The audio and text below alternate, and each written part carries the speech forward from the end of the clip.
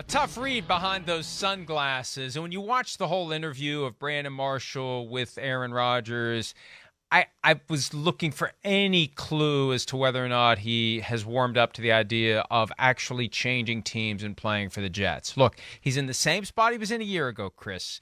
He's in the plane, the parachute's on, the helmet is strapped into place, the goggles are in position, he's standing at the opening. Last year, he did not jump.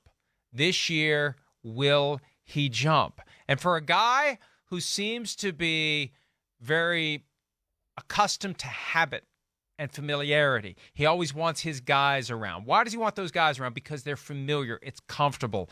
It's normal. There's going to be a lot of abnormal if he goes from Green Bay to New York, and that's basically where we are right now. Right. We are waiting for Aaron Rodgers to decide what he wants to do. There were conflicting reports over the weekend as to whether or not there's a framework for a trade in place. Do you really think the Packers would let the Jets talk to Aaron Rodgers? The Packers didn't have an idea what the Jets were going to give, and if they didn't think it was going to be somewhat acceptable. Do you really think that's going to be the holdup here? Aaron Rodgers is going to say, yeah, I want to play for the Jets, and then the Packers and the Jets get into some impasse that keeps it from happening? Baloney. Look, the Mark Murphy comments from over the weekend, we're going to play him in a second, but good Lord, it is clear now. The Packers are done. The Packers are moving on, and their only risk at this point is that they're so blatant about it that Rodgers stays just to create chaos. That's the only reason he would stay at this point, because they don't want him. So the question is, will they have to deal with the possibility of Rodgers staying simply for spite? And I'd like to think that he realizes after being locked in a darkened closet for 2 days, life's too damn short to do anything for spite. Yeah, this is different than last year, right? I mean, last year he was coming off the MVP. He was the man. Green Bay was too scared to, I think, even like, I don't know if they really wanted to live life without Aaron Rodgers at that point. Denver, there was some things. Hey, yeah, it's a first-time head coach. Okay, it's a team that, wasn't very good. How good can they possibly be? What's the potential of that team? So there's some things there that I think if you're an Aaron Rodgers and you're in the plane with, the parachute all buckled in and everything and ready to go, where you go, I don't know if I want to jump. The Jets one's a little different.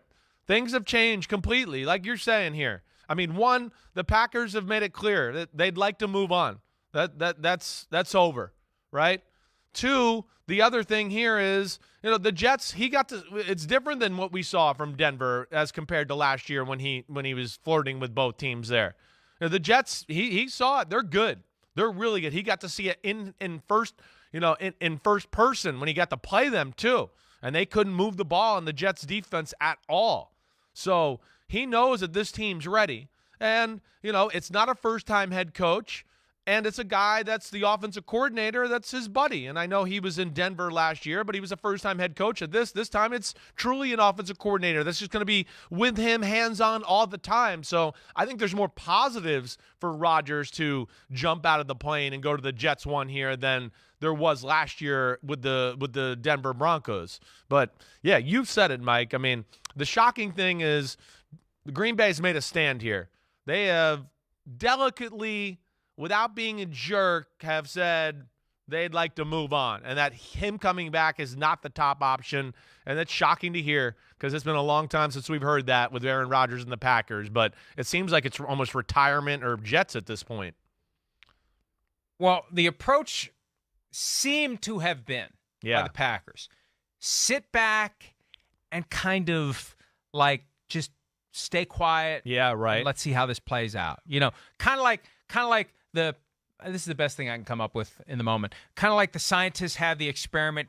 It's like the clock's ticking or you're waiting for the rocket to launch. You're just kind of sitting there. You don't want to jinx anything. You don't want to say anything. You just sit back. We're just going to sit back and let this play out. And then comes Mark Murphy, the Packers CEO, who got too close to a microphone on Friday and said some of the stuff that maybe could get Aaron Rodgers sufficiently pissed off that he decides to say, I'm not leaving. Here's Murphy from Friday.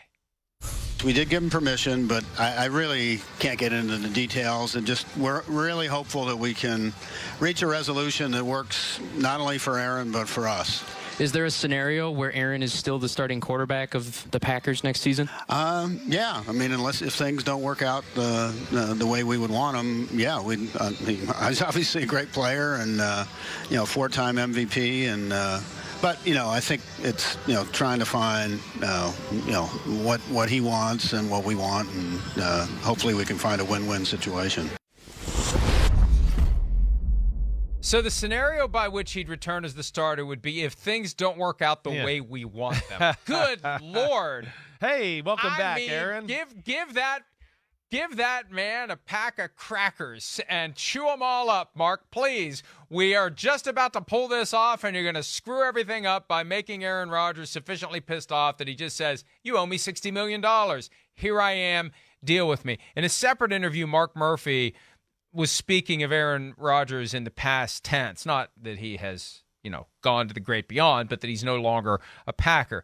Brett had a great career. Aaron had a great career.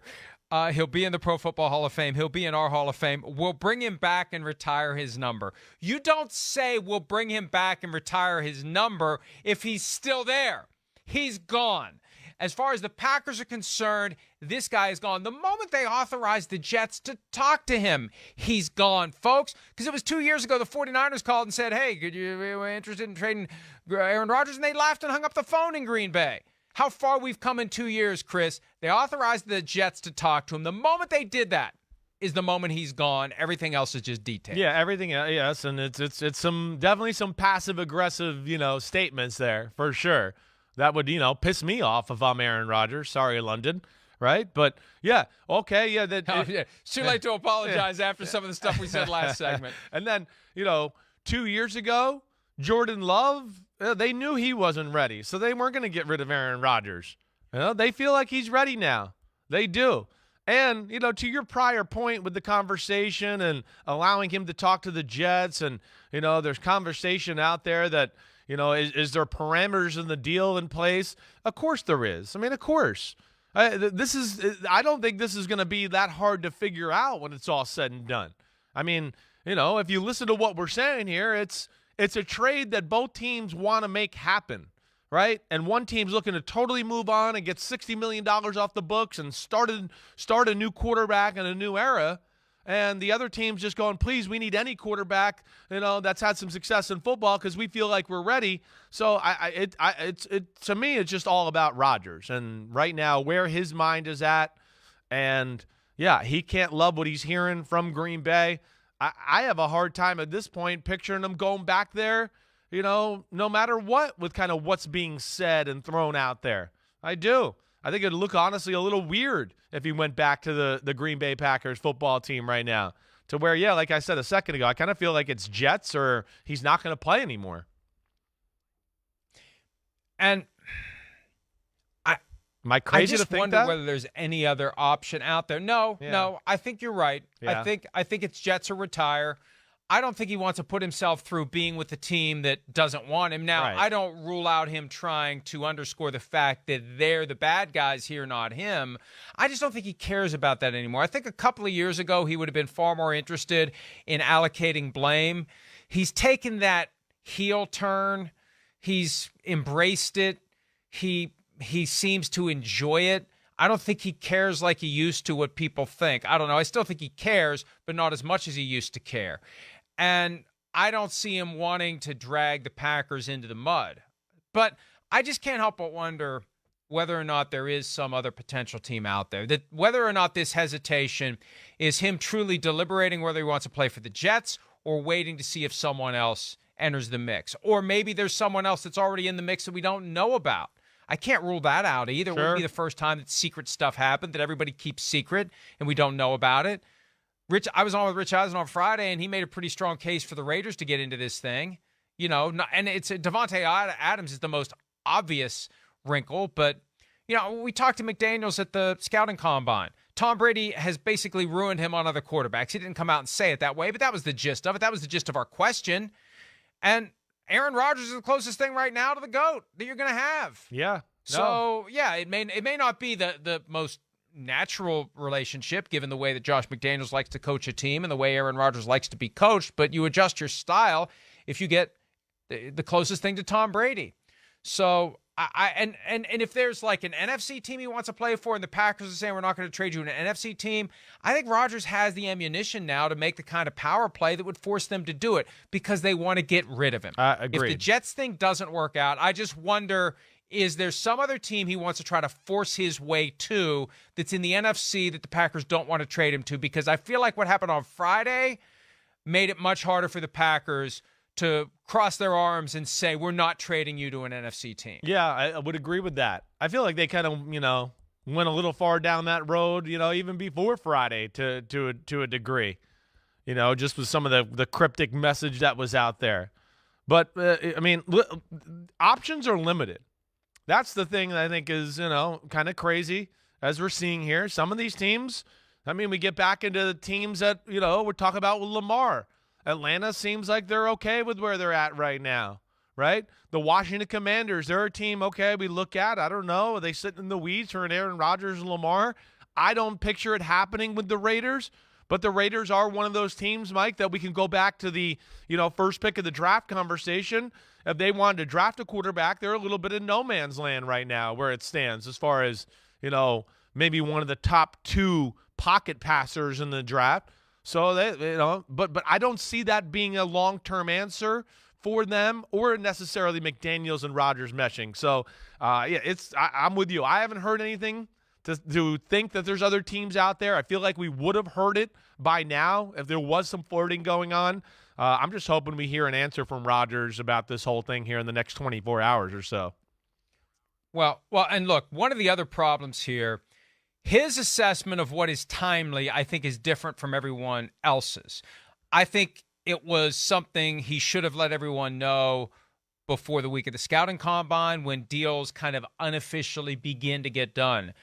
I think that he needs to let everyone know by noon Eastern today because that's the moment that free agent deals start to get unofficially done, although they're a lot more closer to official than they were, or a lot more close to official than they were during the week of the scouting combine. You've got Packers players who are going to become free agents who may be heading to New York. Sauce Gardner, the Jets cornerback, said one night last week there will be package deals, and I suspect it's going to be Randall Cobb and Robert Tonyan, Mercedes Lewis, maybe Alan Lazard. Lazard reportedly waiting to see what Rodgers is going to do before he makes a decision, and there's several teams hot for Lazard. And if he wants to maybe partner up with Aaron Rodgers again with the Jets, he needs to know what's going on by noon. So I really do think, and this is his way to upstage the start of free agency. Aaron, you really want to make a splash? Make it known this morning what you're going to do. Make it known that you're going to the Jets if that's what you're going to do, because then everybody else knows where they stand and everyone else can act accordingly. But, I don't know whether he likes this. This is the last time he's ever really going to be the center of the NFL's attention, right? Maybe Probably, he's just going to milk this and enjoy it for all it's worth. And maybe he's just going to do whatever he needs to do. Now, even then, like you said, the next 24 hours, the absolute deadline is the start of the league year because he's got a $58.3 million option bonus that counts as salary until the option is exercised. It drops his cap number down to $15 million for this year as it relates to that option bonus and his base salary. If he's traded, that's what the Jets would do right away. But if he's in Green Bay, what the hell are the Packers going to do? See, that's his nuclear option in all this. Right. The Packers got to they got to deal with this cap number. They got to exercise the option bonus and pay him all this money. I don't know why the hell the Packers agreed to put themselves in this predicament this year if they were thinking last year it may only be one more year. Yeah. The whole context of the negotiations last year were let's make it easy for Aaron to walk away if he chooses to retire after 1 year. It was not made easy for the Packers to walk away. No, well, he had all the power. Year. That's what Yeah. And he's got it all now. That's the thing. His contract, and I said this back when he was first in his meanderings about what he's going to do, he really does have all the power. And he's using it very passively now by taking his time. At some point, he may have to pull the pin on the grenade to really send the message that he has opted for chaos for the Green Bay Packers. But I don't know. So I feel like something is holding him back, whether it's he wants to have the attention or he really doesn't want to change teams. He really doesn't want to go to a new city, new coaching staff, new everything after all these years in Green Bay. Hey, it's tough. It's tough. I don't know. I don't know. Either way, it can't be easy. You could relate as to a guy who doesn't like to leave West Virginia very often, right? You know, it's not easy. It's not easy. It's and I'm just being funny, but you know, I saw him torment my dad when, you know, his career was over the Giants and he thought about going to play for the Cleveland Browns and the Jacksonville Jaguars, and you know, it's wow. Man, do I really want to start something new with a new team? And I've been so used to this one way of life and living here in this area. So it is a tough decision. You know, I understand it taking some time. And there's a lot of things that I think are playing into this, let alone just the pure, simple fact of the matter of like, wait, do I really want to invest myself fully here, you know, another year with the new team? Or do I want to call it quits? And I think that's really percolating through his brain, which in some ways is a little scary to me too if I'm the Jets and want to trade for him. That's the other side of this too. The pressure on him will be withering to show up for the offseason program. Definitely. To be involved. Yeah. Because there's even more reason this year to be all in as you get to know your new teammates and your new coaches. And yes, you've got Nathaniel Hackett, which helps, but still – the New York media is not going to go easy on this guy if he just decides during the offseason program in a year when he's making $60 million to not show up when he needs to get himself properly ensconced in his new surroundings. So I think that's part of it too. I think he realizes at some level he can't behave the way he has the past few years. That's a reason to stay in Green Bay or a reason to possibly retire. And it's got to be hard to walk away from $60 million. I mean, I don't care. Doing one more year of what you've done since 2005 for $60 million. That's hard to say no to. Yeah. Now, he's probably got more money than he can ever spend. Right. But still, it's $60 million to do for one more year the thing you've already done every year, year after year since 2005. So I understand why it's taking time. I understand that it's not an easy thing for him to do. And I say still. And if he retires, he's down at the bottom of the marquee on the weekend. Tom Brady goes into the Hall of Fame. Let's not forget that. I still don't rule out the crackpot theory that I came up with a few weeks ago of Rodgers retiring now and unretiring later. I still don't rule that out. And what, putting a squeeze on them more than to maybe let time filter, for what reason? To let time and like maybe another team or two filter in this conversation that they evaluate themselves and go, oh wait, we really need a quarterback. Oh damn, we could really use Aaron Rodgers. Like that kind of move is what you're talking about? That basically it's the power play to force the Packers to send him where he wants to go. Yeah. I mean, that's the thing that I am not ruling out as a possibility. There's a team out there that Rodgers wants to play for above all others, and there's something that is keeping it from happening. And if that something is originating from the Packers and they're not going to relent now, the way to get them to relent is to retire and then just show up in July like Brett Favre did and force their hand. Because unlike with Favre 15 years ago, they'd have a cap mess if Rodgers shows up. Well, the 49ers, also that approach allows him. That's the one. The 49ers would be the one team that you'd go, that would fit it. Oh, wait, Brock Purdy, his elbow, it's not looking good. It's not looking good. He's not going to be ready till early October, right? We don't want to start Trey Lance, whatever. We're too good. We're a Super Bowl team. That'd be the team that would fit that mold of like, oh, maybe I want to make that type of power play, you know. But then again, too, there's a lot of things that go into that. But to your point, I could see that being the team that could maybe stir that up a little. There was one last thing, too. If you watch the full interview of Aaron Rodgers by Brandon Marshall, they have a conversation about how long you need to be with a team to be considered an all-time great, because it was kind of funny because Rodgers thinks of Marshall as a Bear, and Marshall referred to himself as an all-time Jets great, and he was only there for a handful of years. But Rodgers said, can you be an all-time great if you're only with a team for 1 year? And that may have been the Freudian slip that it is just 1 year. if it is just 1 year, if this is it, if this is 1 year, aren't you going to go to the place where you think you have the chance to do something that adds to your legacy? I don't know. If it's just 1 year, I don't know. So,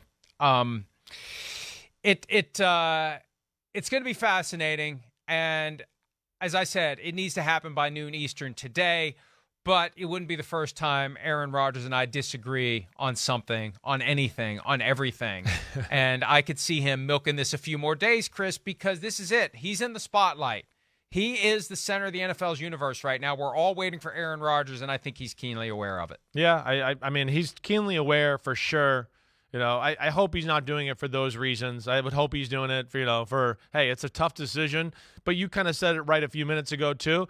You know, at some point, yeah, you got to make a decision to help himself. He wants to go play for the New York Jets. Hey, let them get their cash, and their checkbook in order here to plan for free agency and what they wanted to do with their team here. He's a big domino that needs to fall for both teams to kind of figure out where they want to go. And, he doesn't want to cut off his nose to spite his own face here in this one. Boom. One last point. I thought you were going to go. I thought you were going to go Michael Scott. Cut off his nose to spider face. But if the Jets don't get him, holy crap. I mean, they're all in with this. And they've done nothing to push back on any of the stuff Sauce Gardner's been saying. They're all in with Aaron Rodgers. If they don't get Aaron Rodgers, Jimmy Garoppolo is not going to be an acceptable substitute. Baker Mayfield is not going to be an acceptable substitute. They're either going to have to make a play for Lamar Jackson or they're going to have to do the Matthew Stafford thing we were talking about earlier.